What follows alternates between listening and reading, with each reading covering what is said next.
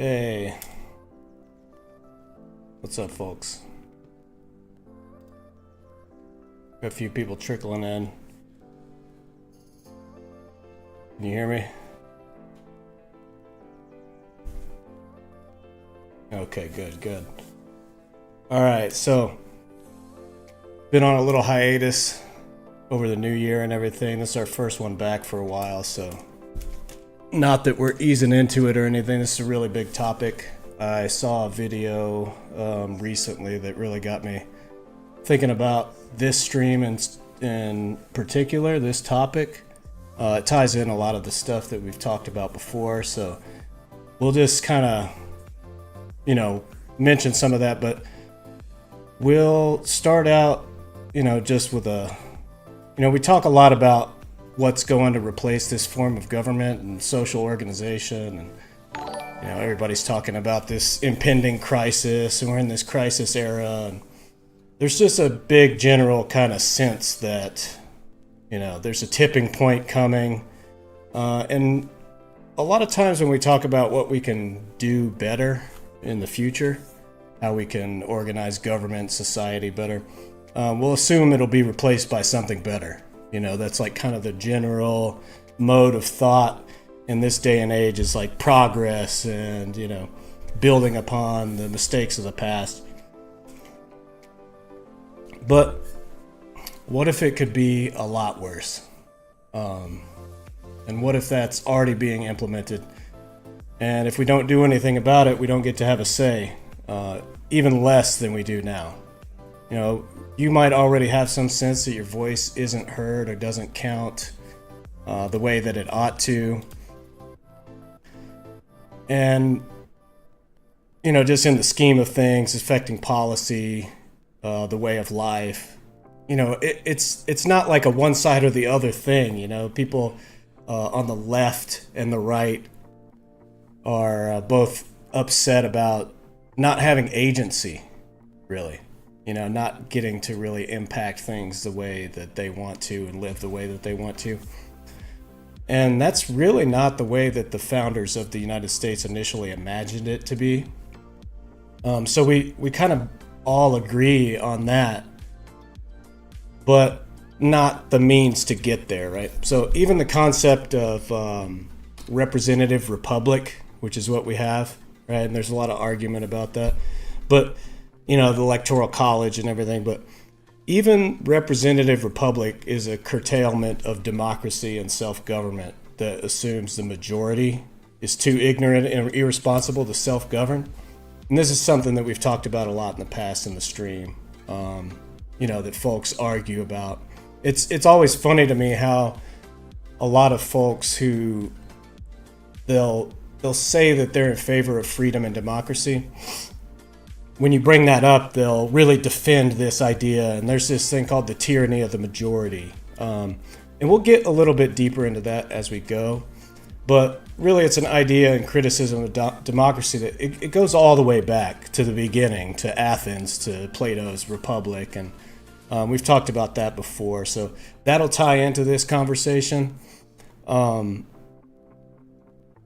big difference, just to, since we brought that up, is that in the Republic, the government that they come up with, this like technocratic, philosopher king run government where the really smart people who should be making all the decisions are rightfully in power. They had all these kind of rules and they had this whole system to prevent corruption and nepotism, and they weren't susceptible to, the leaders weren't allowed to own property at all. So they had all these kind of safeguards in place to prevent a lot of the things that, that we even see today as far as leadership goes. So like I said, we'll get into all that later, but first I want to give you a little bit of an overview of what we're going to cover here. And even before that, just go over some kind of ground. I don't want to say rules because, it's not about rules. It's just kind of maybe like guidelines or best practices. So this conversation is for everybody. If you're here, it's because you care about where the world is headed and where, what's going on with humanity and trying to look at the bigger picture. Everybody has a right to understand, question, and challenge the ideas that are shaping the future. And if we're going to figure it out together, then we need to talk in a way that actually builds understanding, not, fight with each other and just have a bunch of noise and, the strongest, loudest voice wins. And that's why I always like to revisit and bring up these principles. A lot of it's based in Stringfellow Barr's notes on dialogue. But the core point is that it's a mutual inquiry. It's a discussion, not a debate. As pretty much everything is these days, right? Especially in social media spaces.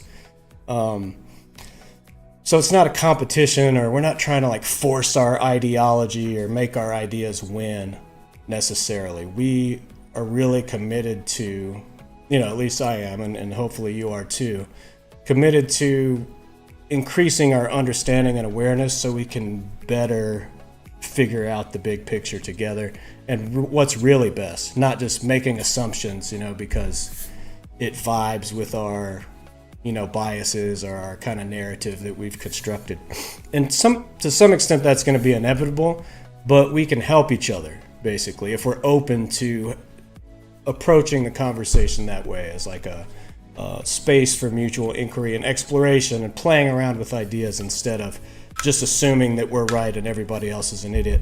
Because that's kind of what we were just talking about, right? They're like, oh, we're just so dumb, uneducated, irresponsible that we're not capable of figuring out the best way to self-govern. So it all comes back. It all comes full circle, right? So here are these kind of 10 rules of thumb or principles that we just want to go over. And the first one, it seems kind of maybe like it doesn't fit here because it's just me talking, on a screen. But no monologues. Try to keep things short and direct. Like long-winded speeches kill conversation. A brief idea or interjection is, if it's thought-provoking, it doesn't have to be complete. It's better than like a fully fleshed out and rotund, huge speech, to prove your point or whatever. So brevity stimulates dialogue, simulates dialectic, and a short idea opens the door for more conversation than just, getting your whole point across and making sure we're fully understood and trying to, I have a big problem with that, like going into all the backstories and trying to give the context so it all makes sense, right? 2, crazy and out there ideas are usually more interesting and useful and stimulating to the good conversation than safe ones. So Herodotus wrote that the Persians deliberated while they were drunk and decided while they were sober because new ideas need freedom. Alcohol is kind of, not that I'm advocating for that, but it kind of lowers the inhibitions of what people are willing to say, and they'll express more openly, even if their ideas are a little crazy. So the early stages of dialogue can benefit from wild imagination more than premature caution. So just assume that it's like a safe space to say whatever you want to say. And since we're not politicians with any campaign to protect or whatever, we can stay in that kind of wild idea space longer than, a lot of people who are more, having to look after what they say and exactly how they say it. So we're here to push boundaries, test ideas, and just see where it goes. Follow the conversation where it leads. I have an outline here, that I'm going to try to follow, but I'm not super committed to staying. It's not like that's the order of business, is to get through each of the points and stuff that I have written down. It's really more about being a catalyst for conversation and following the conversation where it leads. So 3, quick questions keep the conversation alive. A Socratic discussion isn't like a polite dinner party where you got to follow certain rules. And I think most people in online spaces don't do that anyways. But we don't have to avoid any kind of controversial topics or ideas. Interrupting somebody with a clarifying question, me with a clarifying question, like, do I understand you to be saying this? Or, I have no idea what that means. If I brought up something, it's like calling a point of order in an assembly or something. It keeps us on track. And really, to add to that, it's like we all have to self-advocate, right? There's no, they always say there's like no stupid questions. But portraying ourselves as somebody who already knows it all and we figured it all out, and there's no shame in basically saying, like, I don't know what that is. Could you? Because somebody else probably has that same thing going on somewhere, right? So these things are conducive to good dialogue and good conversation. So if something's not clear, or like somebody else, whoever's talking, has like you can tell they have kind of like a fleshed out context, and they reference some jargon term or something that you have no idea what they're talking about. It's incumbent on you to say something and like advocate for yourself. This ties into the whole community thing, right? We have to practice this stuff with each other, and self-advocacy, and making sure things are clear, and it's for the benefit of the group, right? As much as it is for yourself. 4, it might be chaotic at first, right? That's normal. In community forming, like there's that, what is that process? They call it Stormin, Norman, performing, or whatever, and corporate bullshit leadership. But if the method is new, if the conversation is new, if the group is new, it might be messy at first. That's normal. It's like dancers on a dance floor in a ballroom or something. It might be a little bit messy before things get in the flow and get sorted out. And over time, the will to fall back on these old behaviors, like where we really want to win an argument, or we want our voice to be heard, or we want to be right, will give way to the cohesion of the group and the will to learn. The curiosity is really what we're going for, the inquiry, right? So that goes into the next good segue into the next principle is listening is more important than speaking. So participation isn't always about equal airtime. It's like about deep engagement. A basketball team doesn't try to like steal the ball from the guy who has the ball, right? They all work together to support the person with the ball instead of grabbing it for themselves because they need some time, right? And if they did, that would screw up the dynamic of the team, and they would be out of the team. So we're here to kind of do that together, right? To support each other. And I think next week too, I have somebody's going to come on and talk with me, so it won't just be me monologuing the whole time. So we'll get to practice that, in a more kind of live one-on-one conversation. In honest dialogue, really, there's no opponent. We're not like trying to win. It's, the only foul in the game is not listening. Agreeing to disagree is a cop-out. That goes back into the like self-advocacy thing. So if we just say like for the sake of, continue like letting the conversation progress, that we're just going to agree to disagree. It's better. It's like a way to avoid conflict or whatever, but it's not the goal, right? The goal is like the mutual understanding and increasing the awareness and understanding and like agreement of the group. So maybe it's sometimes better to put a pin in something and revisit it later, but agreeing to disagree is, it's not the win-win situation that we're looking for. Next one is follow the argument wherever it leads. So the point of having dialogue isn't to instruct or persuade people or like do some kind of trick. This is one of these principles is Stephen Covey talks about in the 7 Habits, like seek first to understand and then to be understood. And I think people misunderstand that as a way sometimes to like try to trick the other person or build rapport before you like do the switcheroo on them and like judo throw them into into like seeing your perspective. But that's really not the point, right? The point isn't like to convince somebody of the superiority of our position. It's like being open and remaining agnostic about what our positions are. And like going with the flow, being able to change like with new information and new understanding and new perspectives. So real dialogue's unpredictable and it takes crazy twists and turns. So we got to be open to that. Leadership and dialogue means guiding, not controlling. So the best conversationalists don't follow strict order of speaking rules or agendas like we were talking about earlier. So instead of calling people out like in a debate and trying to get them with zingers or gotchas, a good discussion leader intervenes where confusion, exists, where it won't like self-correct. It's just going off the rails, right? So this is about thinking together, not performing for an audience, which again is like kind of strange in this setup where it's just me speaking, but I really want to be interactive with you guys and hear what you have to say.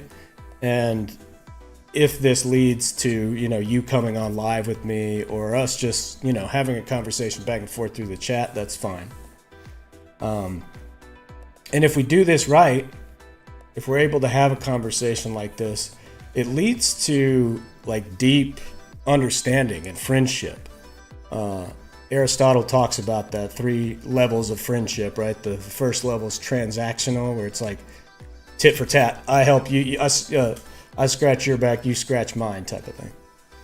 The second is pleasure-based, where it's like, oh, I kind of like this person, I like being around them, I enjoy their company, and you guys like to be in each other's company. But the highest level is we really are seeking truth and good, and like we really want what's best for each other. And that's the whole idea, right? That's what we're talking about with this community building project, is to seek that highest good for each other and for the community. So the last one is basically to not be so serious and have a good time, have fun and be playful. So jokes are cool, humor's good. Real thinking is, sometimes it's funny. Sometimes it's funny, and a well-placed joke is never out of order. It's I like to come back to this quote a lot that Nietzsche says about, he says, man's maturity is to regain the seriousness that he had as a child at play. And I love that juxtaposition of like seriousness and play. So it's like playful, but also it's serious. So that's the final thing. As far as, going back over those kind of principles, this is bigger than just like having a good conversation, right? This is actually very serious stuff that we're talking about. But we do want to stay curious, have fun, explore it together. This is how we learn to resist, to build, to shape the future together. The spirit of mutual inquiry and the ability to practice good dialogue is fundamental to the functioning of the community that we're building. We have these like virtual, but if you've been here before and you know what's going on here, the overall goal is the functioning of an in real life community, right? And we can start practicing that now. So here's what we're going to talk about. The tech elite, so-called, accelerationists, transhumanists, the billionaires have really been pushing this network states concept. And we got to go over some terms. Some of those might not be clear, but just kind of like the industrialists before them did, the financial technocrats in the past did. They want us to accept their authority instead of taking control of it for ourselves. We get to have less say. We just do the work and like follow along with the program. They don't want this kind of like honest, open dialogue. They want passive agreement with what they have, but still to kind of maintain the illusion. You see that a lot with the X takeover, and what's going on over there. It's like promoting this concept of free speech, and they think they're doing free speech because there's less, there's more permissiveness of, nastiness, but a lot of things are censored and shut down, and people are being banned from the platform, and certain people's voices are being promoted above others, which is not really free speech, right? So there's this kind of bifurcation going on, right? And it's not like left-wing, right-wing politics, how, it gets framed that way a lot. The left versus the right. The right-wing people want, whatever they say they want. If you're talking to like a left-wing person, it might be they want fascism, or they want, they want white supremacy or something. Or if you talk to one of them, it's like they want free speech, and they want, free markets, and they want American supremacy or whatever. And then on the other side, the left, like they want equality and equal rights and civil rights and fair treatment for all and access to, medical care and like more income equality. But then if you ask somebody on the right, it's like, oh, they want like all this moral depravity of wokeness, and they want to just lie about, promoting that stuff while they're enacting, mandates for you have to buy this certain stuff, or you have to get this vaccine or whatever. So they have this like surface level conflict going on. But on one, like while this is happening behind the scenes, like the bifurcation I'm really talking about is not that. It's that these tech billionaires and this whole agenda to move towards this transhumanist feudal states. And then on the other side is people who really want to maintain autonomy and freedom. So you have these like on both sides. And a lot of people get duped. It's like, oh, they think they're promoting these good ideas, but they're really like getting sucked into feeding into this agenda that these folks are promoting on both sides, on the left and the right, because they'll use whatever they can. They'll fund whoever they can, and they'll suck anybody into supporting it that they can. So some examples, like Sam Altman recently said advancements in AI are going to necessitate some fundamental changes to the social contract, which is one of those kind of core concepts that maybe we need to visit. I didn't have it on the list, but social contract is a thing that goes back to the Enlightenment and Jean-Jacques Rousseau, and it's really kind of like the foundation of liberalism. And I don't mean what people think like American liberalism. I mean political, general, old school liberalism, where it's focused on like individual autonomy and freedom. So I do have a link to that I'll paste in the chat here. Stuff that people can check out later. All right, and then the next thing is Balaji was recently calling for tech Zionism, which is kind of a crazy term to like say publicly, But these guys say some wild stuff. If you really look at what some of these tech guys and their their inspirations, their kind of philosophy folks like Nick Land and Curtis Yarvin have been saying, it's like it's wild. It's some really wild stuff. But yeah, Balaji was saying tech Zionism, which, if you kind of dig into what that means, right? He's talking about the Zionist movement, where the certain groups of Jewish folks post-war wanted to resettle Israel. So it's like they're basically saying we need land. We need to create like an ethno-state for our tech, vision. And he even, in this video, I'll post the link to an article that talks about it. You can find the video on YouTube maybe, but he calls for ethnic cleansing. He literally says ethnic cleansing. He's kind of saying it as a metaphor because it's not actually ethnic. It's more of like ideological. But he's saying basically get all the people who are not on board, like clean them out of the cities, because the cities are like predominantly Democrat voting cities or whatever. So get these people out of the cities to make way. And he's specifically talking about San Francisco. He says the same way that he was like banished from San Francisco. We need to banish these people out of the cities so we can take back control of the cities. On the other side, there's this vision on the left side or whatever. I mean, like I said, it's not really left. There's a lot of people across both sides that are kind of romanticizing homesteading and like this return to nature, live off the land kind of stuff. It's happening on both sides, you know, like maybe on the right, it's a little more predisposition towards like religious communities, kind of like the Mennonites or something.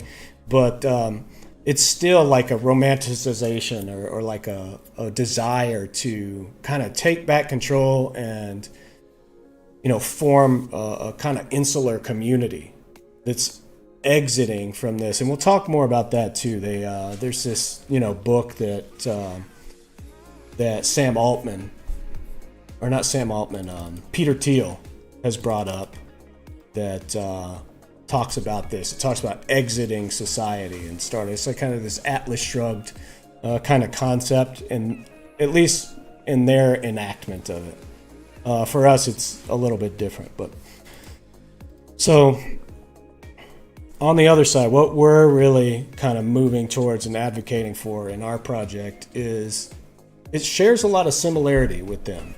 This network states, exit strategies, creating an alternative. But the alternative differs fundamentally in foundational structure and philosophy. So we're beyond that like split point right now.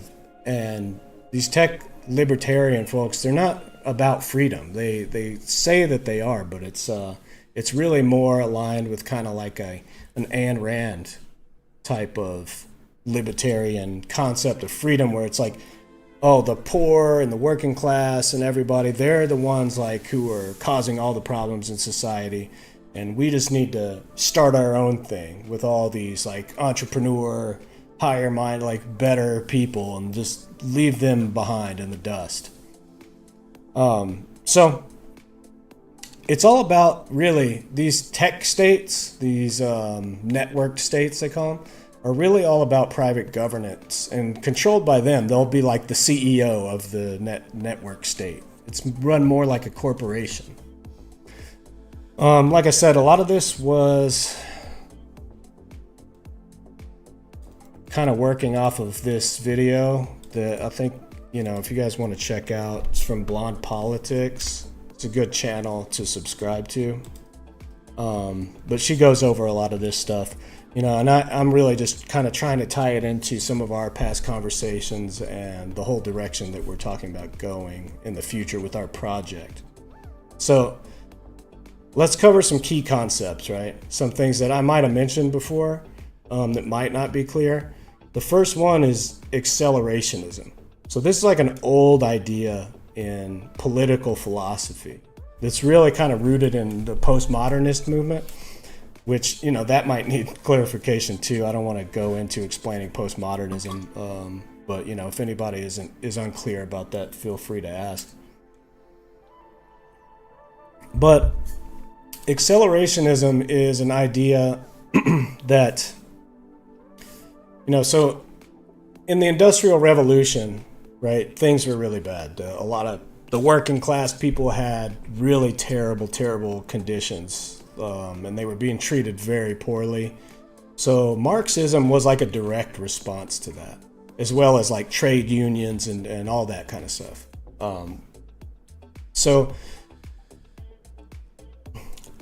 this whole conversation started to be like, how do we, you know, force these capital owners to treat the working class better? And eventually it turned into this, you know, there's so much that we could go into there. There's a lot of stuff on our recommended media list that covers those topics and like the evolution of that whole battle in the school of thought and how the tactics shifted over time. But accelerationism came about because some leftist thinkers started talking about how it's become pretty much impossible for most people to imagine an alternative to the way that we're doing things. And you can write a book about like how consumerist culture is so, terrible, and then they just sell it on Amazon, or you make a movie about it and it's on Netflix.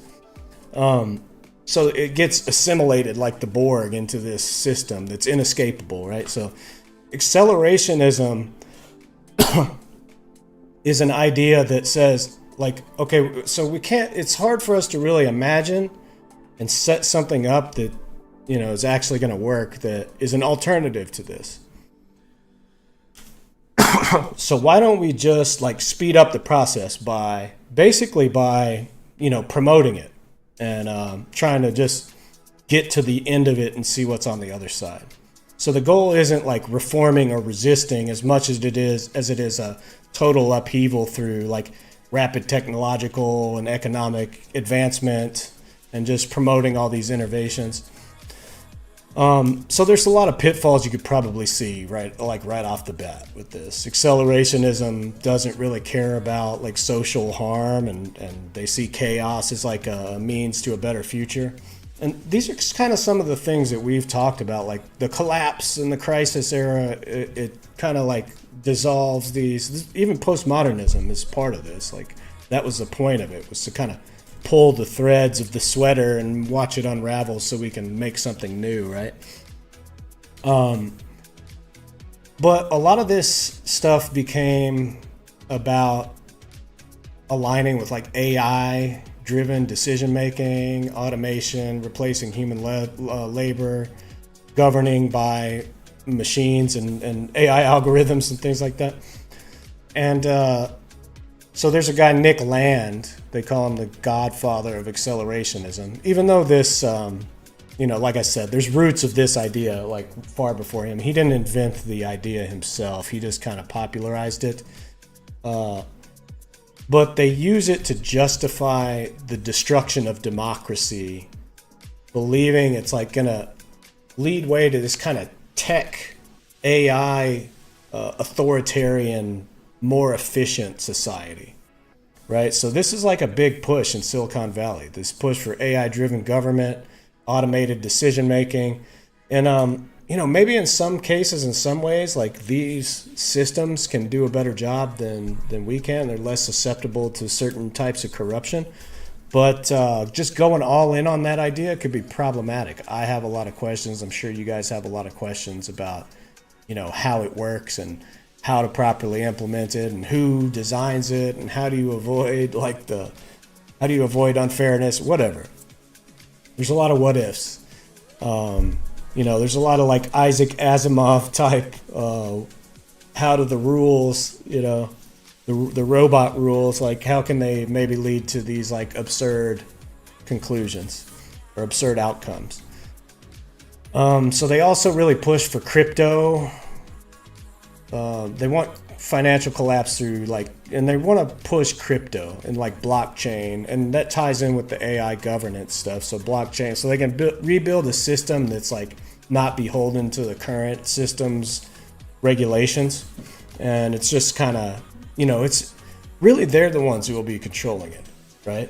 They're the developers, they're the masterminds, they're the architects. So they can set it up how they want. So it's all about bypassing traditional nation-state ideology and government, like this post-Enlightenment liberal government style. And again, by liberal, I mean, they call it liberal democracy. That's kind of the template for all of Western civilization these days. So acceleration isn't necessarily about progress. It's like a tech-fueled crash and burn ideology. And originally, when Nick Land kind of first popularized it, a lot of leftists embraced it as a way to crash capitalism and like replace it with socialism, basically. So the idea, like we were saying, was that pushing capitalism to its extreme through all this stuff, automation, tech, kind of one of the main ideas is like, well, if we replace all the jobs with robots and AI and technology, then they'll have to implement universal basic income because, we're going to have a lot of people that don't even need to work. So that's the only like logical outcome.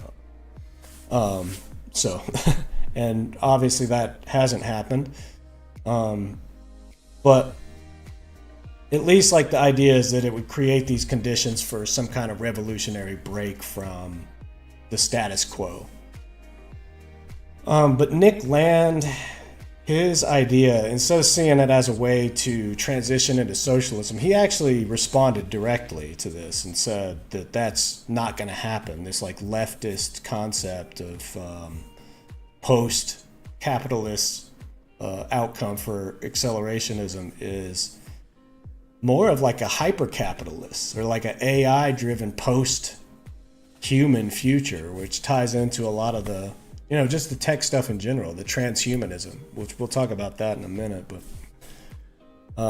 so in the early days, some leftist thinkers thought that it would make human labor obsolete, like we were talking. Capitalism's contradictions would like intensify and become more obvious to everybody, and the end of that would create this post-scarcity world.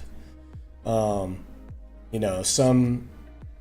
early thinkers that were promoting these kind of ideas are like Deleuze and Guattari, these postmodernists in the 70s. They said that capitalism's self-destructive tendencies could be pushed into like creating a new reality. So that was probably the real genesis of the idea, was from those guys. Mark Fisher talks about it in Capitalist Realism, how it blocks revolutionary thinking, and basically getting beyond that is necessary to be able to even think about how to create something new. And then a lot of theorists inspired by this whole automation debate argued that same thing, AI and robotics will make work obsolete and force a transition into some kind of like Jetsons planned post-capitalist economy. There's also a good book I have over here called Inventing the Future that talks a lot about this. So anyways, enter Nick Land. He explicitly rejected this leftist accelerationism and kind of hijacked it in the 90s. So his version says that there's no kind of utopian socialist ideal at the end. Just it's only like a different version of this like hierarchical systems, that this is like the natural state of humanity, and that they're not trying to overturn that. They're just trying to basically replace it with technology in some instances, and that technology is kind of the end-all be-all to all this. It's going to outpace human governance. AI is going to take over the marketplace, and machines, technology is going to drive everything, not human ideas, not democracy, not like revolutionary ideas. So hierarchy dominates regardless. So his core arguments, and this kind of ties in with Curtis Yarvin also, who we're going to talk about in a bit, but they both say that capitalism is an intelligent system of self-optimization. So basically AI is an extension of it, and it's going to continue that work to make an even more efficient society, and that it has decided that democracy and socialism are obsolete ideas. Like this, they are failed experiments. And that AI and automation aren't going to set people free. It's going to replace people. The goal isn't equality, but escape from this current inefficient paradigm. So acceleration is going to allow a small elite, the people who deserve to be there, basically, the smart ones, are going to be able to exit the constraints of this society, and everybody else gets left behind with the, holding the check. So Land's accelerationism became the foundation for this neo-reactionary movement called NRX that influenced Curtis Yarvin, Peter Thiel, and like the rest of the Silicon Valley folks. Curtis Yarvin, by the way, was a blogger who was going by a pen name at first. His ideas were like kind of insane. But he got basically adopted by Peter Thiel. He's like Peter Thiel's on-call philosopher these days. So anyways, right-wing accelerationism is the core concept that these Silicon Valley guys have been embracing for the last, probably 20 years. Once Nick Land redefined accelerationism, it wasn't a leftist strategy anymore. It became an argument for elite control, for AI dominance, for techno-feudalism. If you read Curtis Yarvin's stuff, or you're familiar with him in any way, he calls it monarchy. He says like a new form of monarchy. And this is something that I've brought up a lot in our conversations, in our discussion groups and everything, is that that's really the bifurcation, right? It's either you believe and you want to tend towards this idea that we're capable of self-governing and being responsible for ourselves and being autonomous as individuals, or you believe that we're better off in some kind of monarchy, right? And these debates go all the way back in philosophy back to the Enlightenment, to even like early pre-Enlightenment. Thomas Hobbes is a famous advocate for monarchy in his book Leviathan. So, I mean, some of the arguments he uses is that it's just way more efficient, right? In contrast to something like John Rawls' ideas that were foundational to the United States. And he even had 3 branches of government, and he was trying to implement like a workable form of democracy that wasn't just like pure chaos or stagnation, right? So he was trying to solve some of those problems and like promote some of those ideas. But Thomas Hobbes, on the other hand, was saying that, well, it's better because Thomas Hobbes kind of starts with the idea that people are just shitty and that we're trying to screw each other over all the time. And we need some kind of government authority to like stop people from doing that to each other. So if you believe that, then it's obviously better if you consolidate that power into one individual, because then they can act decisively and quickly, and they're not like going to get gummed up in these, government processes and inefficiency and that kind of stuff. And their line of thinking is kind of along the same lines as Thomas Hobbes, right? Curtis Yarvin's especially. I think that's why he probably even calls it monarchy, But anyways, Yarvin and Peter Thiel, following Curtis Yarvin, they accepted Nick Land's ideas, and they are really what they're trying to do. And they you can even go like see them saying these kind of things. Like you can find videos of them talking about this stuff. You can look at things that Curtis Yarvin has wrote. You can listen to Peter Thiel talking about seasteading, and exiting from democracy and all that. But really what they're trying to do is like burn down the current system, which appeals to a lot of revolutionaries, left-wing folks, but they're not doing it to make a more fair and equal world and, power to the people. They're doing it to implement a monarchic CEO-led government, So Musk, Balaji, Silicon Valley, they all have adopted this AI worship, right? And this like belief that technology is the way out. And that acceleration won't just end democracy. It's going to basically make, more or less to some extent, make like humans obsolete as far as workers. So the far right adopted accelerationism for political chaos. And even like white nationalist groups, they'll use Nick Land's framework to justify societal collapse as a way to impose, that's what a lot of folks are talking about when they're talking about fascism. Fascism is really defined by ultra-nationalism and like militarism. But regardless, it's like, you know, who's going to be the ones in charge if this happens, right? It's going to be these guys. They're all rich white dudes for the most part. Like the skin color, the race thing doesn't really matter as much. This is more about like ideology and just, you know, these very few people, very few rich folks. They don't have to be white, but you know, for these guys, for these groups that are supporting it, it makes sense because like American culture is that. So, so Peter Thiel has been heavily investing in this AI-driven rule and experimenting with that.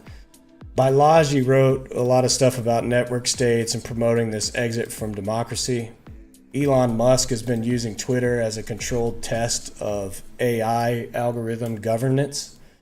And AI-driven policymaking replaces democratic decision-making in these models.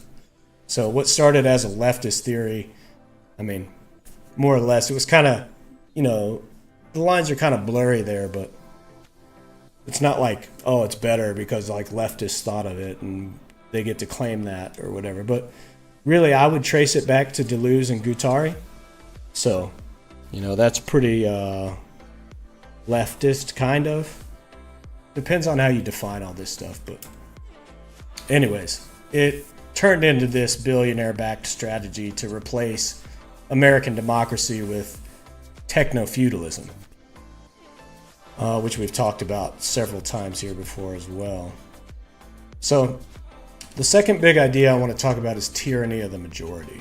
This is something that comes up a lot when we talk about democracy, direct democracy, the origins of America and all that. This, you know, this goes back again all the way to Athens, Plato's Republic. But the tyranny of the majority argument says that in democracy, the masses always are going to end up oppressing minorities. And this is a justification for limits on democracy in early America and like the representative republic. But if you really think about it, I mean, first of all, obviously, it's pretty clear if you just look at it. It's a curtailment. It's a taking away of your autonomy and your ability to say like how the government is run. You know, you have to defer that to somebody else, right? And they're saying it's like it's for your own good because you're too stupid or you're not informed enough or you're not responsible enough because you're going to end up, you know, making wrong decisions that hurt minorities. But what minorities are they really talking about? You know, back in those days, in early America, because women couldn't vote, and you know, people who weren't white were either slaves or they were enemies. You know, they were systematically eradicating the Native Americans. So, what minority were they trying to protect, right? And if you think about it a little bit, it's like, well, they were trying to protect themselves, the rich. You know, because a majority could easily oppress a rich minority. And yeah, it's just a cover for elitist rule. The argument's always used to justify why fewer people should have power, right? And this is how they rationalize any kind of power, like that consolidation of power, monarchy, network states, CEO governments by billionaires, whatever it is. In reality, the masses don't hold the power, and they never did. In early America, you can trace this debate back to something they called the Hamiltonian versus the Jeffersonian, whereas the Thomas Jefferson was more actual libertarian, and the Hamiltonian was more in favor of like the rich elites, right? Hamilton was like I mean, they were all wealthy landowners or whatever, but Hamilton is the guy who masterminded like getting America out of debt after the Revolutionary War through implementing a central bank, in a scheme that was like gonna basically hook up a bunch of his rich homies. And Jefferson didn't like that. Jefferson repeatedly warned against the dangers of it and the banks and the corporations taking over the government, which is what ended up happening. The Hamiltonian won out. And the point I'm really trying to get to with this, the thing I'm trying to get folks to think about is that these people's accusations of democracy being a failed experiment and advocating for monarchy or for whatever they want to call it, network states, techno-feudalism. Like, the reason it's a failed experiment is because they sabotaged it. They didn't allow it to work in the first place. This is classical, like, politics strategy crap. It's like slash the funding to a government organization and then say government doesn't work. This is a pretty basic. But yeah, it's apparent. Curtis Yarvin's advocating for monarchy. Peter Thiel's funding these anti-democratic movements. It's like this tech libertarianism, they call it, or whatever, where it's like they get to be the CEOs. I mean, come on, Elon Musk wants to colonize Mars and be the leader of Mars. Tech elites are pushing for this exit from democracy to implement these private governance models. So the elites, they don't really fear oppression. They fear losing control, right? They don't want to give up power and control. They want to be the guys in charge. And then a lot of them will sit there and say, like, this is good for humanity. This is like the way forward because we're going to make the better decisions. And you guys are going to screw it up. That's the part they don't say. They're like, just follow us and we got this.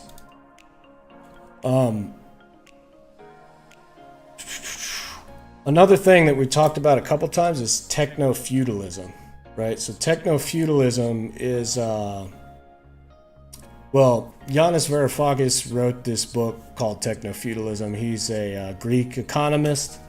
But the idea is that digital platforms and these digital marketplaces and what he calls cloud capital replace traditional government and economy because they implemented this huge surveillance state. Everybody's kind of beholden to these app marketplaces and, they can use these things. Google does this with their search results, right? They'll like feed you certain search results to guide you in the direction they want. And these algorithms on social media, they learn about what you like so they can advertise to you. And through that feedback loop, it kind of steers your behavior, like in certain ways. It shows you things that it thinks you might want to see, but it also can, the people who are running those things, they can, use that to push you in certain directions, right? So they're privately controlled. They're not publicly accountable. You don't own anything. You have to rent everything. Everything's a subscription base, and everything's going that way, So tech platforms already control significant aspects of everybody's daily life. And if government becomes a subscription model, then, your rights, your basic human rights become privileges that you have to pay rent for. And then AI and algorithmic rule replaces democratic checks and balances. The other crazy thing about this too is that like once they're talking about neural implants, right? Neural interface, like once that goes into your brain and it's 24/7 there and it's collecting all this biometric data on us and we're locked into that feedback loop, like we can't put the phone down and step away from it, which a lot of people have trouble doing regardless, then that's essentially like the end of free will, but it still has this illusion of it, so it's really nefarious. It's like it's like kind of like the idea even of living in the metaverse and the Mark Zuckerberg project.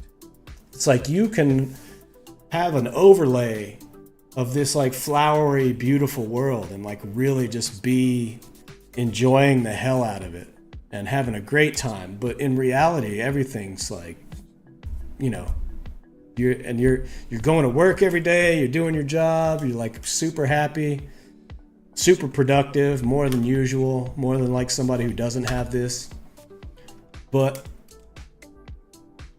in reality, like, it's still reality.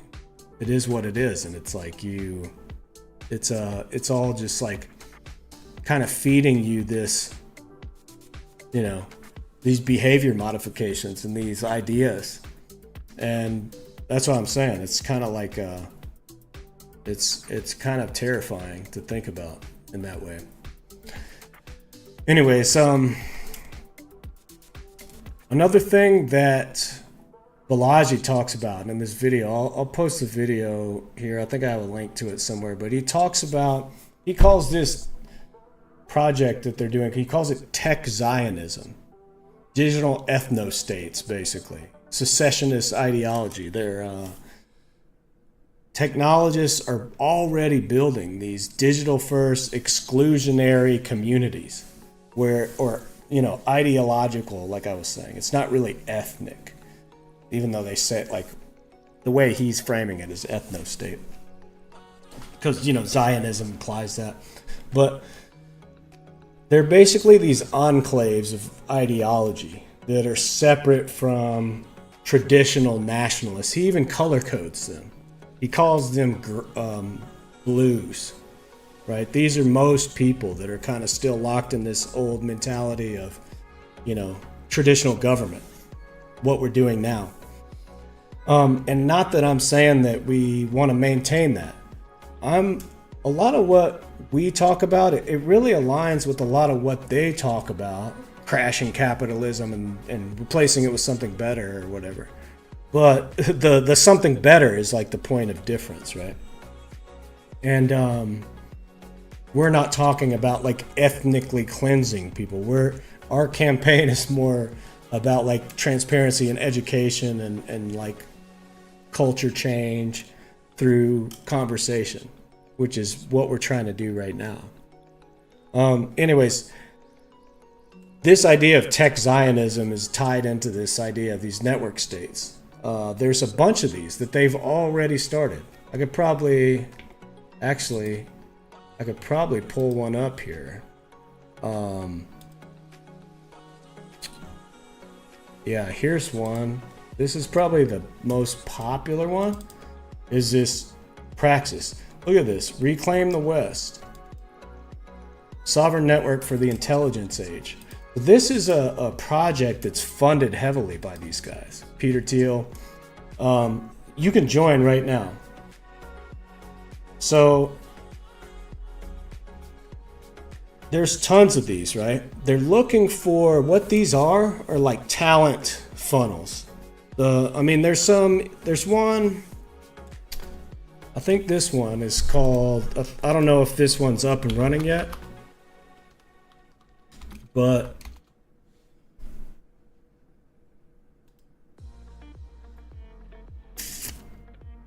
yeah, this is one of these kind of projects that was funded. It's like aimed at bringing in engineers, scientists, tech people who can like help build this world, and leaving everybody else out, basically. It's kind of like I was saying, this Atlas Shrugged exit from traditional society concept. So you can read some of the stuff about it here. Like, they're already working on these things. They're already building these things virtually, which is like kind of what we're doing. We're building our community virtually and then trying to like secure land and build an in real life community and everything. But what these guys' goal is like for them to be the CEO. There's a few other ones too. There's like Afropolitan that's in Africa. Only certain people qualify for entry there. There's one called Itana in Nigeria. These are places like the land is really cheap, right? So it's obvious, you know, why. And they're not like as controlled by laws and governments and stuff. They're more open society. Like, it's harder to control what's going on there, especially if you got a lot of money. There's another one called Metropolita in Palau.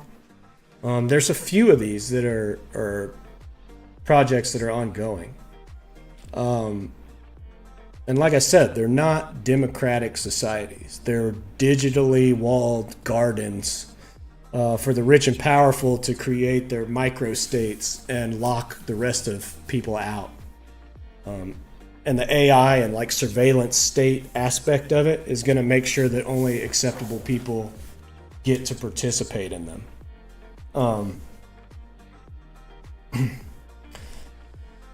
So, yeah.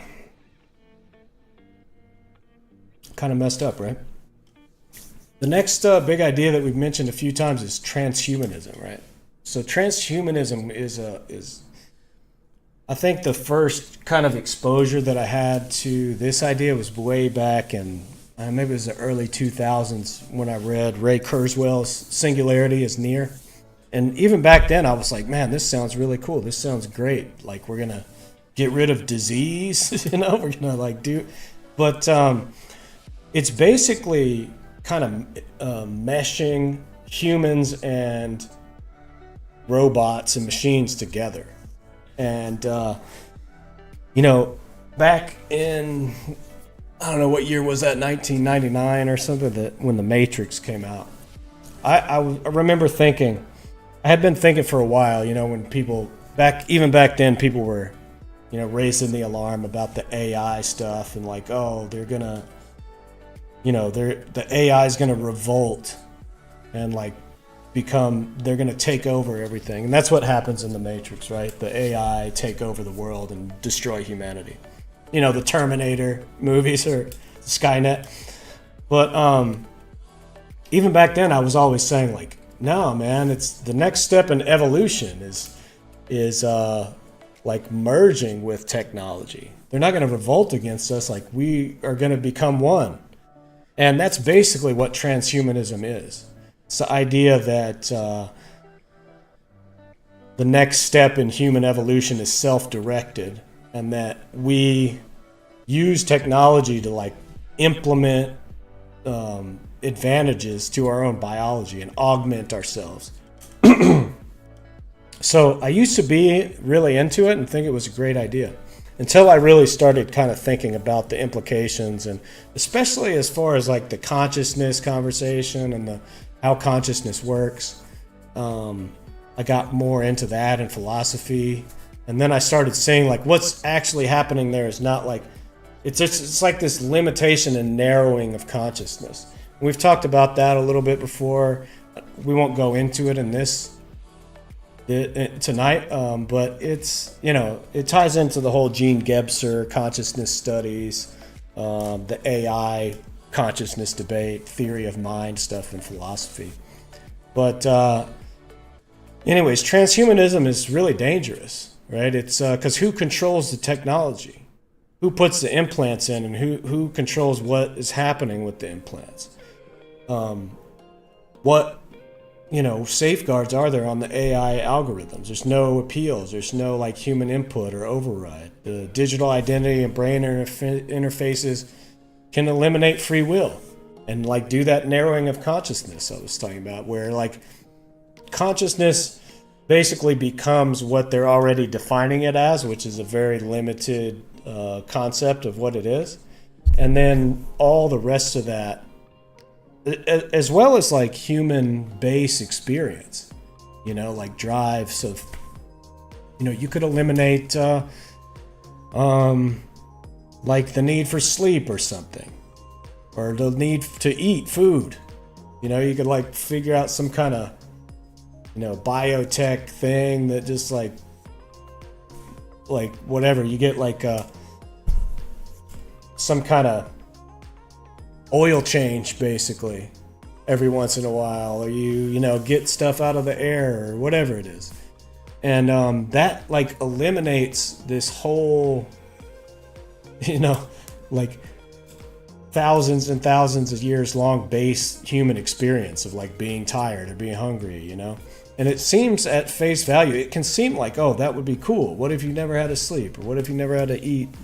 But the thing is, with the outcomes and the implications of all that stuff, like nobody really knows. You know, are you, by eliminating emotions, eliminating like the very things that make people human? So those are some of the conversations around that. You know, there's a lot of real world examples of this stuff happening now, though. Like Elon Musk's Neuralink is probably the most obvious one. The idea of AI-driven governance, the rise of the digital ID systems that are tied to AI control. A lot of this stuff, like I said, really got popularized by Ray Kurzweil in his book, The Singularity is Near, which, if you want to become more familiar with those ideas, you can check out that book or like Google a YouTube video about it, or, you know.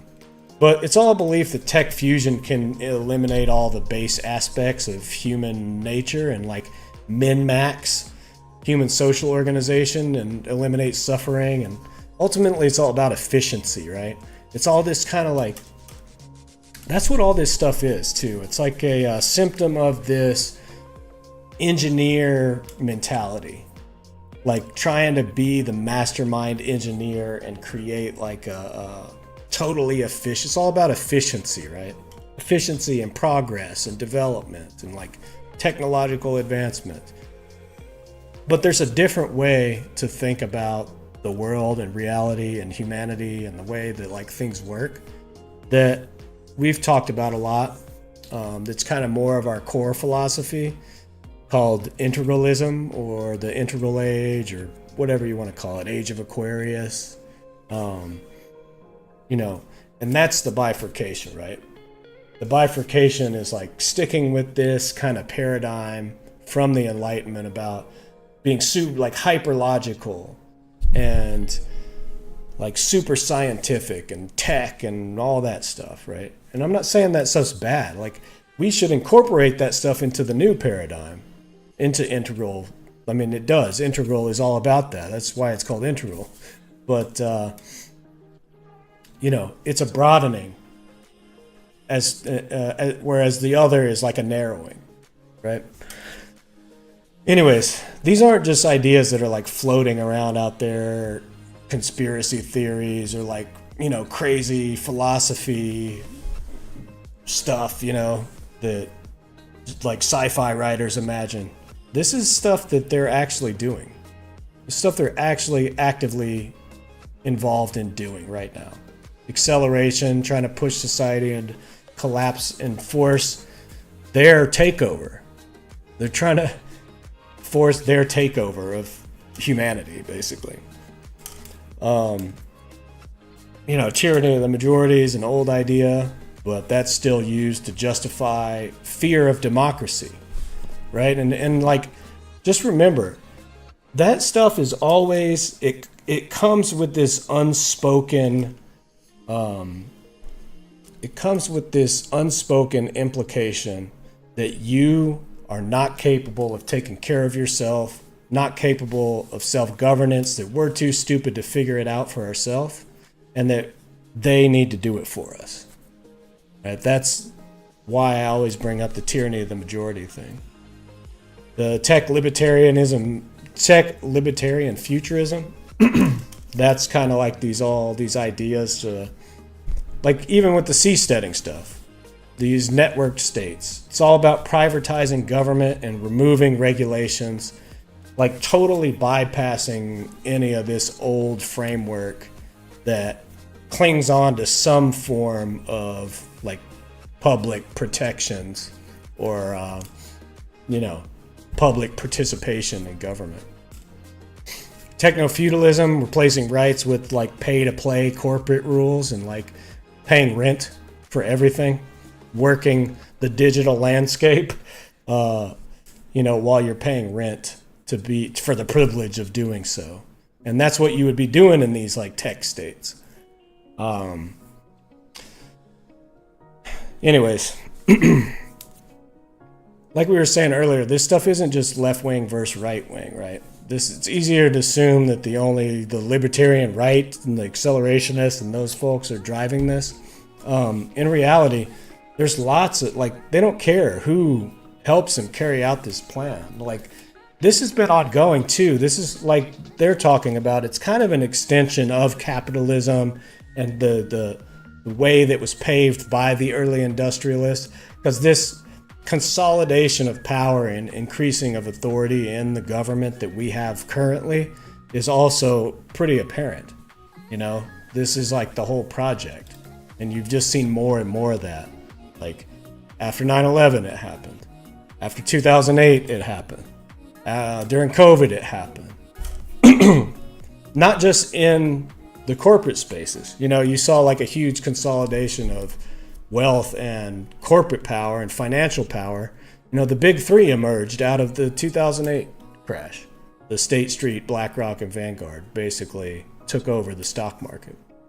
But also in government, you know, with the Patriot Act and the classifying people as terrorists and the surveillance in the NSA and all that, right? So it's not just a right-wing project. It's bipartisan, and it's a global restructuring of power that's headed by these technocratic, and when I say technocratic, I don't mean like because they're tech guys.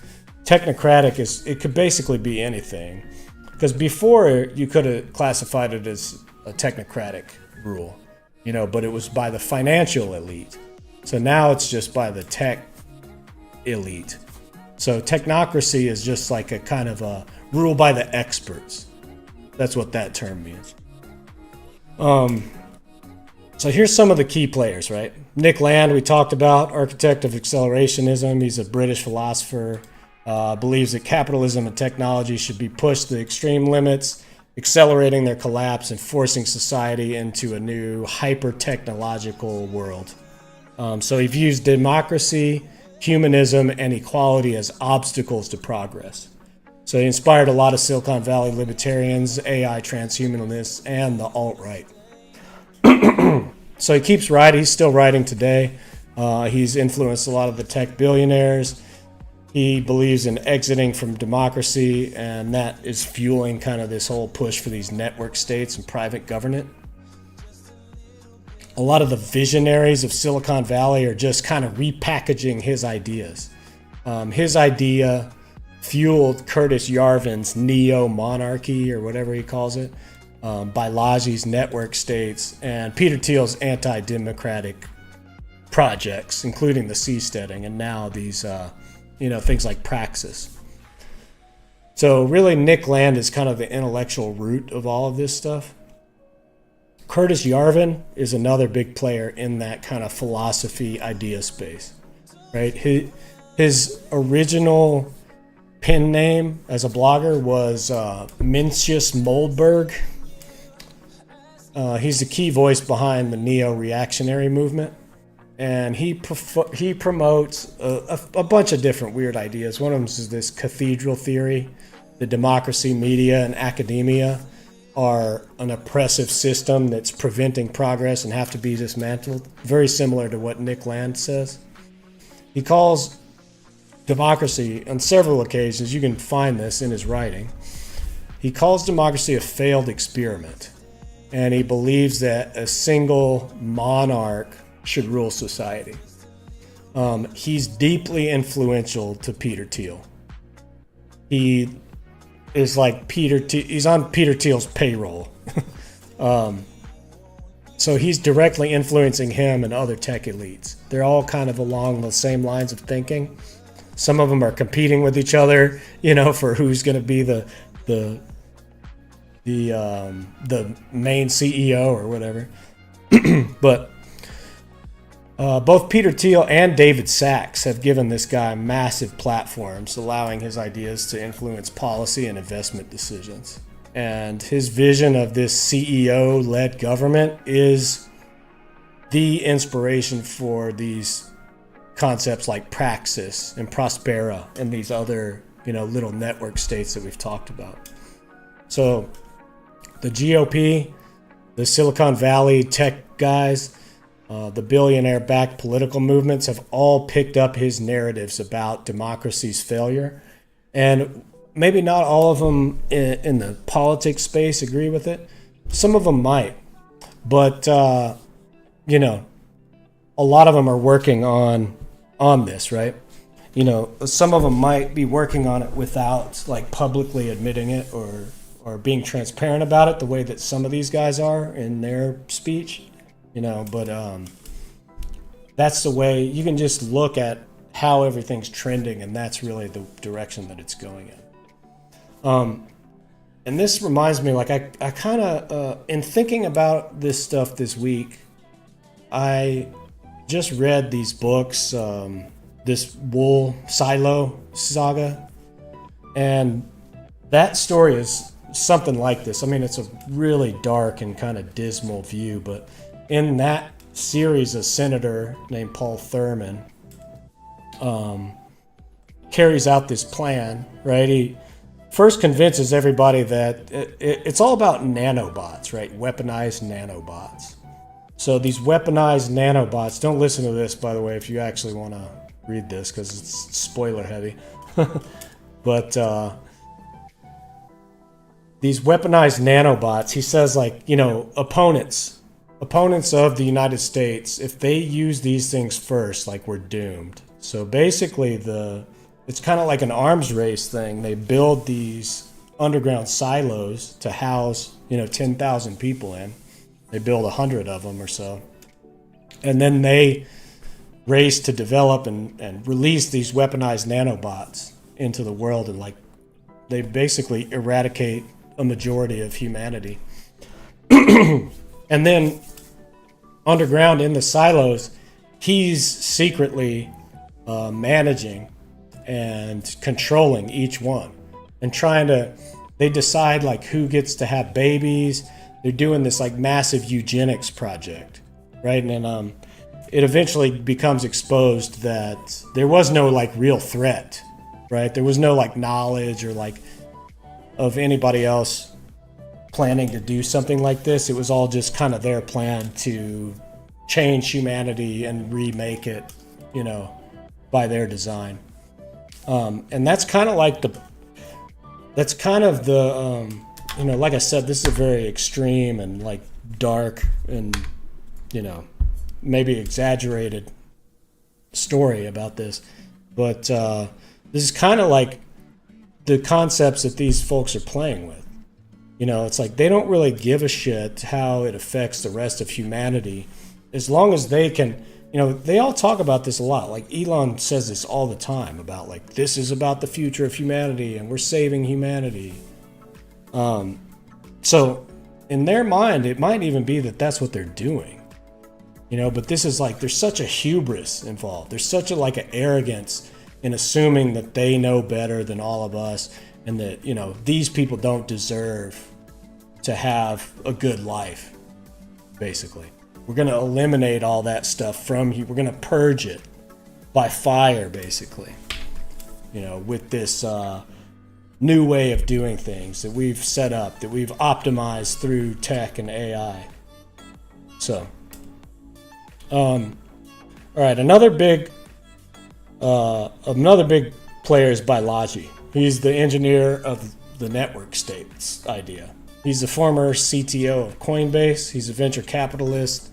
He wrote a book called The Network State, How to Start a New Country, arguing that digital First Nations are going to replace traditional states.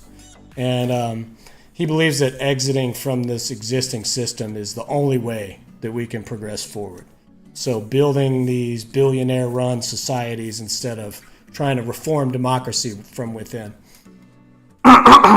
So this might sound familiar to this, something that I say a lot, like basically trying to reform this system from within is, you know, is pretty much an exercise in futility at this point, because it's so captured and controlled by these corporations and capitalism and everything.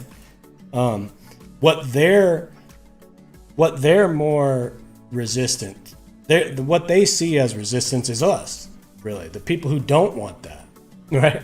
So the amount to which that we have any kind of say-so or any kind of involvement in it limits their ability. So yeah, they just want to exit. So they're exiting like on this side while we're trying to exit on this side. Anyways, he's also involved in all these like Praxis, Prospera, Afropolitan, and all these experiments. He advocates for a pay-to-participate government style, which is exactly what we were talking about, what tech feudalism is.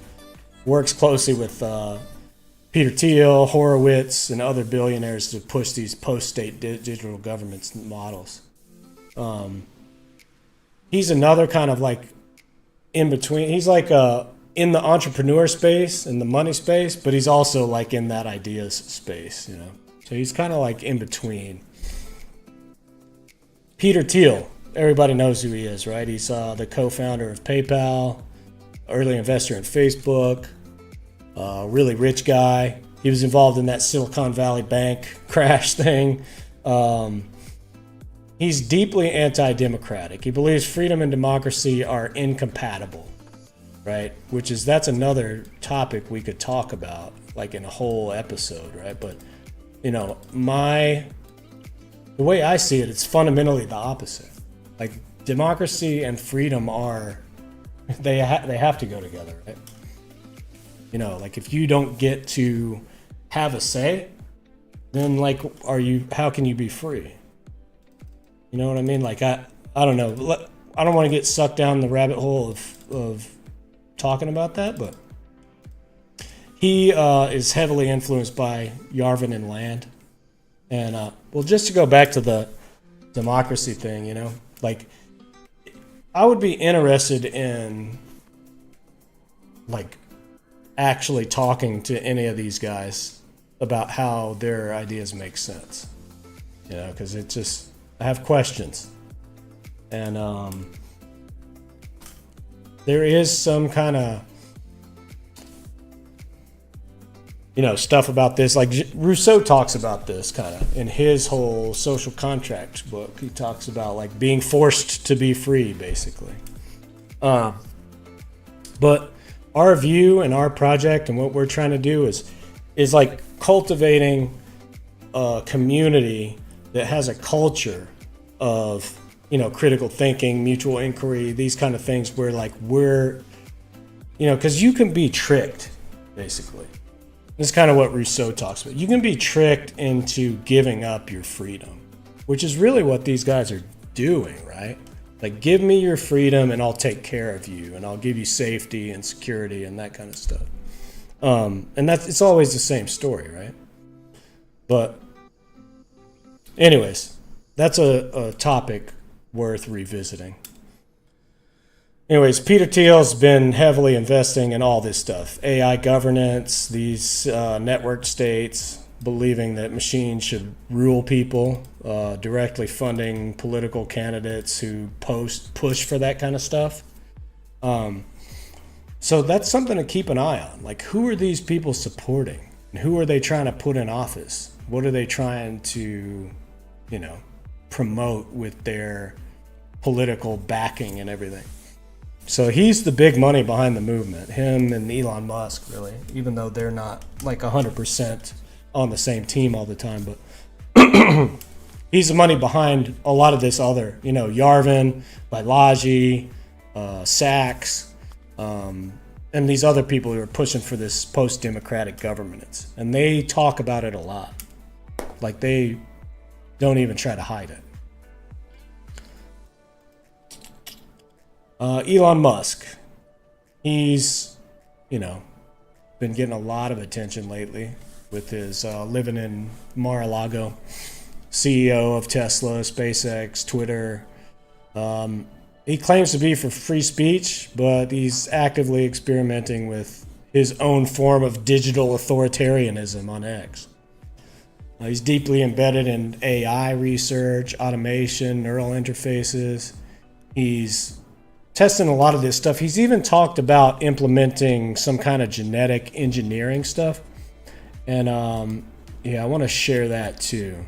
These are like some old interviews with Elon where he talks about genetic engineering as one of the areas. So he's got like 5 areas that he wants to save humanity through or whatever. And one of them is genetic engineering. And I want to read from this because he says, here, I'll pull it up over here.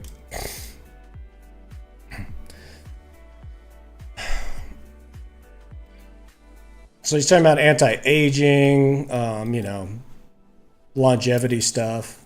He talks a lot about this like pronatalism. That's kind of like where he's at with it now, because he hasn't branched fully into this actual like CRISPR stuff. But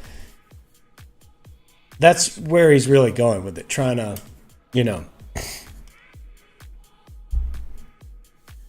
optimize people through genetic reprogramming is what he's calling it.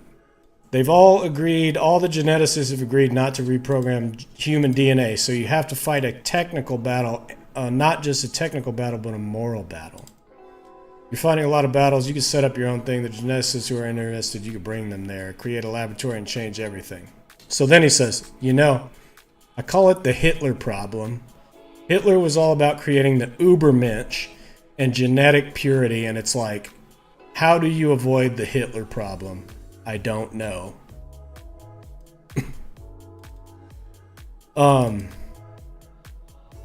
It's funny too that they're like glorifying Henry Ford here, because Henry Ford was like a notorious, terrible person. I think it's worth fighting for a way around moral issues. Yeah, this guy's insane.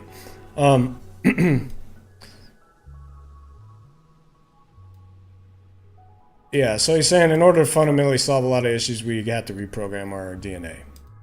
So this is obviously something that he's interested in.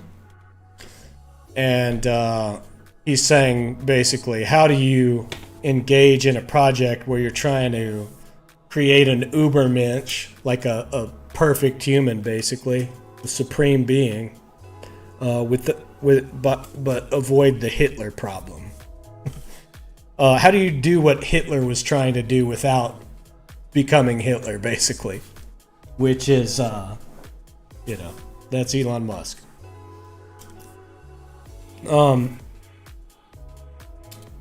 So obviously he's a key player.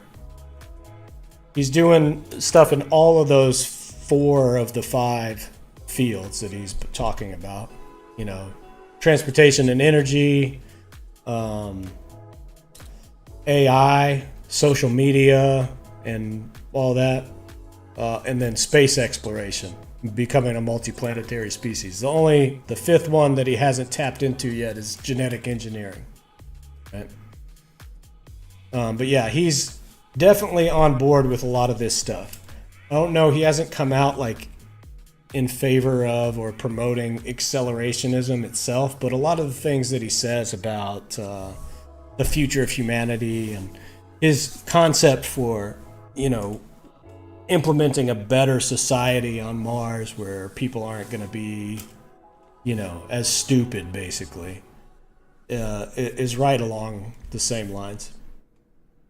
And there's a lot of other people involved in this stuff, right? Like I said, they're not all like super right-wing people. Some of them, I think these guys would classify as whatever Balaji Shrivasian called the blue, or whatever, the loyalists, right? And a lot of their terminology, they're taken from this book, Exit, Voice, and Loyalty, which they reference over and over, which I think they're like fundamentally kind of reinterpreting some of the stuff this guy is talking about, but they're advocating for exit, right? Exit is start a new society, exit from the current one and start your own alternative. Voice is trying to speak up and let your voice be heard and reform. So this is like reforming the government and improving the current system. And then loyalty is like preserving the status quo, basically. keeping it the way it is and like supporting this idea of, you know, whatever we're doing. So if you've listened to any of these streams before or in our discussion groups, stuff that we talk about, a lot of the stuff that we talk about is aligned with the exit stuff. That's why I said a lot of what they're saying, it mirrors a lot of what our ideas have been about how to, you know, kind of do an experiment, like build a community that could be better than what they're doing. But ours is more around the idea of democracy, where theirs is like contrary to the idea of democracy. It's actually like the opposite. But anyway, so that's where they're getting that terminology from, where they keep talking about, you know, exit and what he said there, loyalty. So that's what I was saying. These guys, like, you know, like for instance, Bill Gates and George Soros, and until recently Mark Zuckerberg, which is maybe moving a little bit towards where they're at. They might classify them more in the kind of like loyalty domain. Hey, Katie, how you doing? But you know, lots of other, like even China, Saudi Arabia. What we looked at, the Masdar city, they're doing something like that. UAE. Testing AI governance, biometric tracking, algorithmic enforcement of government laws and stuff. China. Hey, I'm doing good. Probably just about to be wrapping up. We've been going for about an hour and a half now. Let me know if you got any questions or anything I'm saying is not making sense. But yeah, safe to say, like, the future that they're all kind of building is not democratic. It's a race between like this techno-libertarian feudalism and neoliberal AI governance. You know, either way, the billionaire class like is ending up in charge. So now that we talked a little bit about who's involved in like these key ideas, I think like just in closing, we should talk about, you know, what our kind of alternative concept is, what our plan is. And, you know, basically we can still steer the future, but we have to start doing it now. And what we've been talking about is creating a community like this, but with fundamentally different philosophy, different rules, different, you know, core concept. But we need our network, we need our people, we need to like, there's more of us than there are of them, you know, ants. You know, we have all the labor power. And we always have. This is like something that we've talked about forever.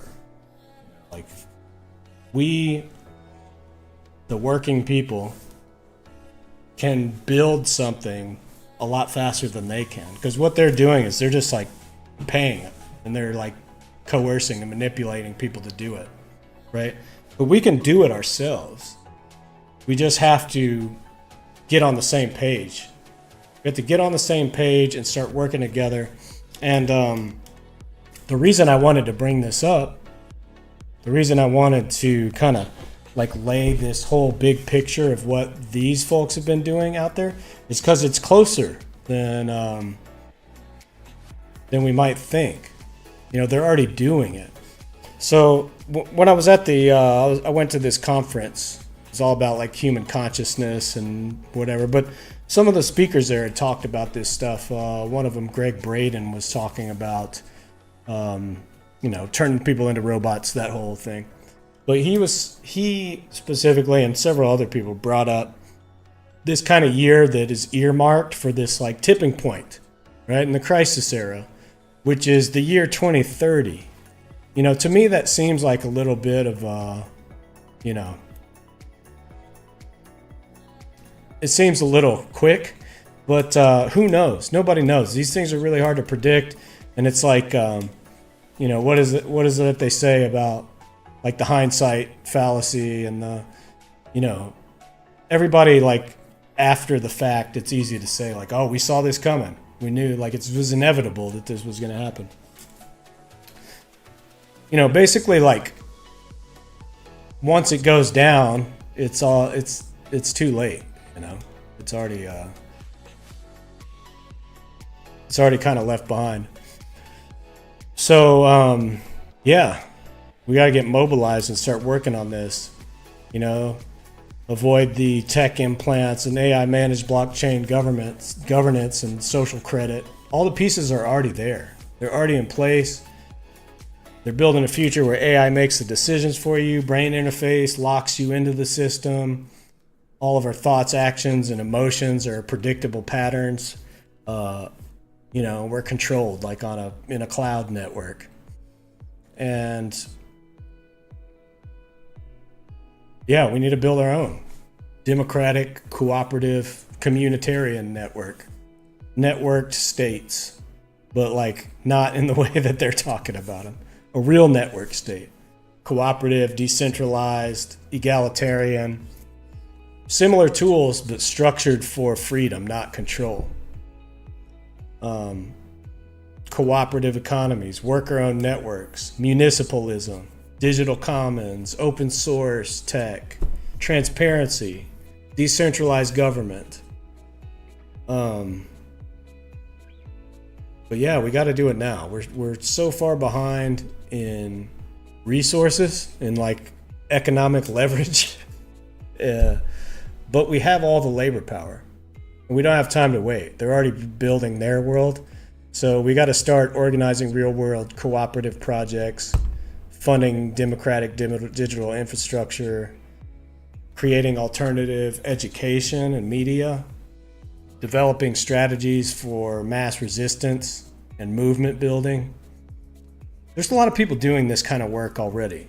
It's just that we're not as, you know, aligned and cooperative as we could be. So part of that is like seeking out these groups that are already doing this and kind of, you know, trying to pull stuff together.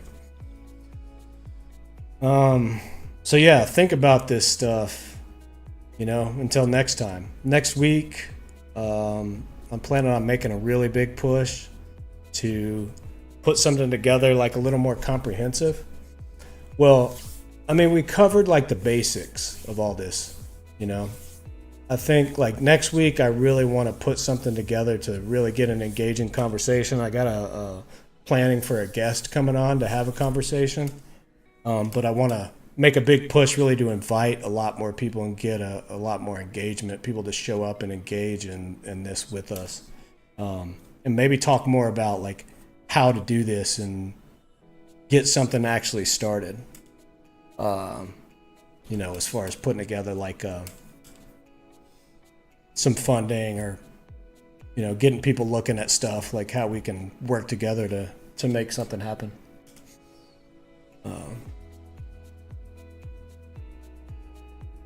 But yeah.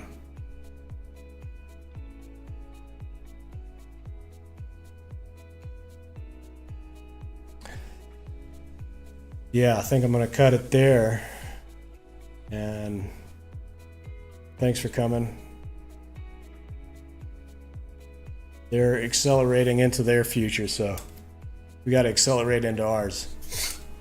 I still think if we start today that we can do it. But, you know, we got to do it. Let me know what you guys think. I'll throw the link up here. I'll throw the link up here for the Facebook group. So we can keep talking about this, you know, into the next couple weeks.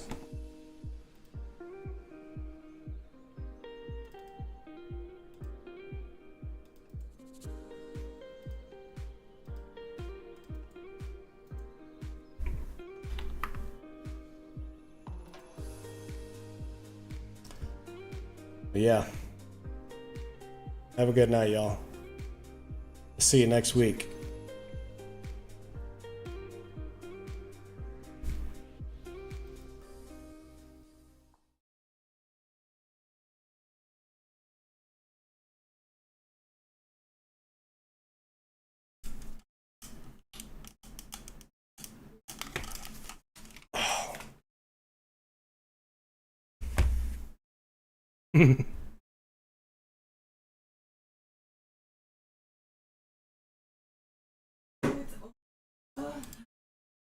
Was it too long?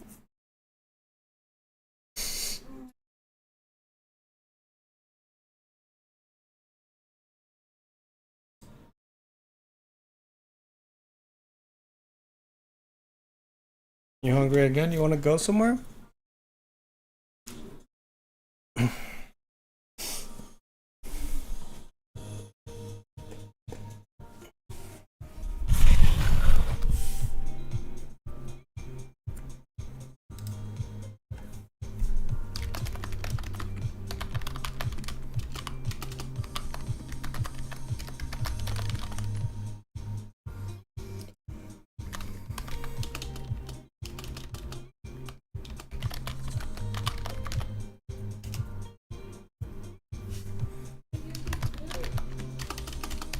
You like that? Mm-hmm.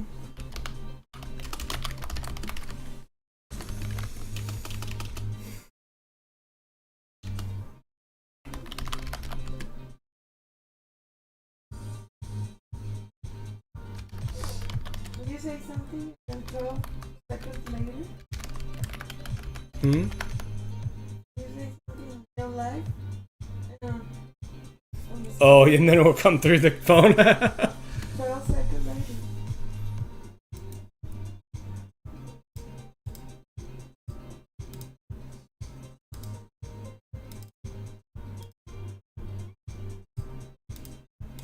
Bro, what the fuck?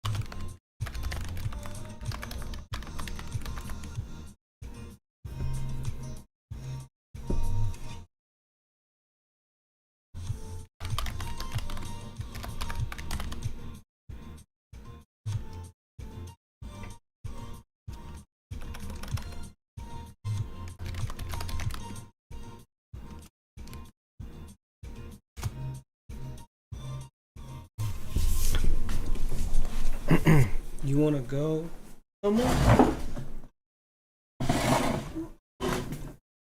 You want me to go get something? Huh?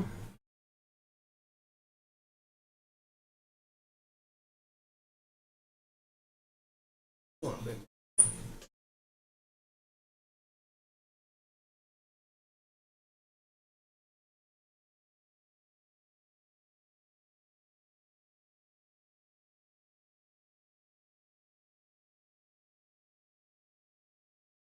You want to sleep? That felt good.